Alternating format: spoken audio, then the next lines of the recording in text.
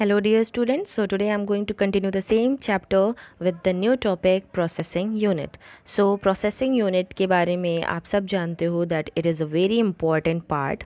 Okay, as we learned earlier, the processing unit is the brain of the computer. Processing unit is commonly known as central processing unit. This unit carries and performs all the calculations and operations that a computer system is subjected to. A CPU is further divided into three parts. Each part is allocated and designed to perform a specific kind of function. The parts are as follow. So before I start the part, I want to explain you the what is processing unit. Processing unit होता क्या है आपका? सबसे पहले तो आप सबको पता है दैट प्रोसेसिंग यूनिट एक ब्रेन है हमारे कंप्यूटर का. ओके, अगर कंप्यूटर का ये ब्रेन ना हो तो कंप्यूटर इज़ नथिंग. ओके, सो ये आपका जो प्रोसेसिंग यूनिट है ये सारे operations calculations everything it performs for the computer. जो भी कंप्यूटर में परफॉर्म करता है कैलकुलेशंस ऑपरेशंस जो भी होते हैं वो सारे ये CPU ही करता है आपका. ठीक है. CPU is further divided into three parts. CPU भी हमारा थ्री पार्ट्स में डिवाइड है जो कि तीनों पार्ट अलग अलग अपना अपना एक स्पेसिफिक टास्क करते हैं. Okay, here we go. ALU. First one is ALU. ALU stands for Arithmetic Logic Unit. As the name suggests, this unit of CPU is responsible for all the arithmetic and logical operations given to computer, such as addition and multiplication and all comparison operations. ALUs are designed to perform integer calculations. Therefore, besides adding and subtracting numbers, ALUs often handle the multiplication of two integers since the result is also an integer.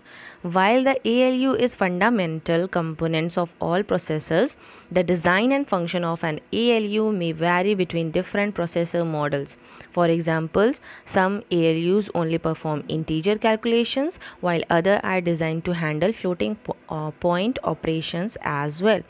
So ALU के नाम से ही आपको पता चलता है कि ये किस चीज़ के लिए वर्क करता होगा. जितने भी आपके कैलकुलेशंस होते हैं वो ये प्रोसेस करता है, परफॉर्म करता है.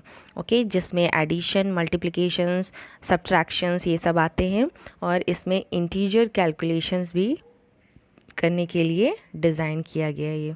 ओके, तो ये हमारे मॉडल्स जो होते हैं प्रोसेसर के वो भी अपने अपने कैपेबिलिटी के अकॉर्डिंग डिफरेंट होते हैं. ठीक है, डिफ़र करते हैं एक दूसरे से. जैसे कुछ ALU की जो परफॉर्म होती है वो इंटीजर कैलकुलेशंस के लिए होती हैं और कुछ डिज़ाइन की जाती हैं फ्लोटिंग और पॉइंट ऑपरेशंस के लिए. Okay, so the next topic is CU. CU stands for Control Unit. Justifying the name, CU works to coordinate all the other functions of the computer.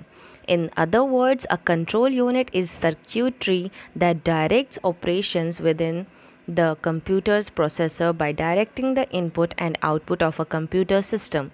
The processor then controls how the rest of the computer operates, giving directions to the other parts and systems. A control unit works by gathering input through a series of commands it receives from instructions in a running program and then outputs those commands into control signals that the computer and other hardware attached to the computer carry out. So here CU means control unit. तो इसके नाम से ही आपको समझ में आता है कि कंट्रोल यूनिट क्या है. कंट्रोल यूनिट मीन्स ये पूरा जितने भी टास्क होते हैं वो सबको ये क्या करता है, कंट्रोल करता है. मीन्स डायरेक्शंस देता है कि किसे कब कहाँ क्या करना है, कौन सा परफॉर्मेंस किस डायरेक्शन में जाना चाहिए, कौन से पार्ट में जाना चाहिए. ओके, और ये CU में आप जैसे ALU है, CU है, MU है, इसके पार्ट्स हैं प्रोसेसिंग यूनिट के. तो ये तीनों मिल के ही पूरा आपका प्रोसेसिंग यूनिट बनता है.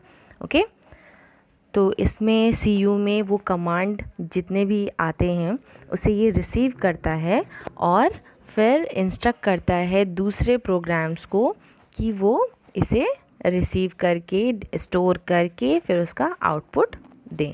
Okay, next is MU. MU stands for memory unit. Memory unit मतलब माइंड.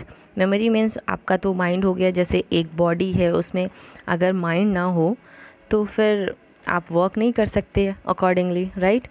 तो वैसे ही हमारा जो प्रोसेसिंग यूनिट है उसमें भी मेमोरी होती है, okay. So MU stands for memory unit and form an important components of CPU. As the name suggests, this unit is responsible to retain the memory of the computer. MU is responsible to hold, receive and deliver data that is given to the computer. MU क्या होता है कि MU में सारे जितने भी हमारे data होते हैं वो सारे के सारे स्टोर हो जाते हैं। मैंने कोई इन्फॉर्मेशन, अपना डेटा स्टोर किया, कोई फाइल अपना अपलोड किया, ठीक है, तो वो कहाँ स्टोर होता है, हमारे कंप्यूटर के मेमोरी में स्टोर हो जाता है। फिर जब भी हमें वर्क करना होता है अगेन उसी डेटा पे, तो ये हमें क्या करता है, सर्च करने में भी हेल्प करता है। फिर वापस से हमें मेरा जो भी मैंने डेटा उसमें फिल किया है वो सामने डिलीवर भी करता है, शो भी करता है, okay. So these are the parts of processing unit, ALU, CU and MU, okay. So here I am going to end this.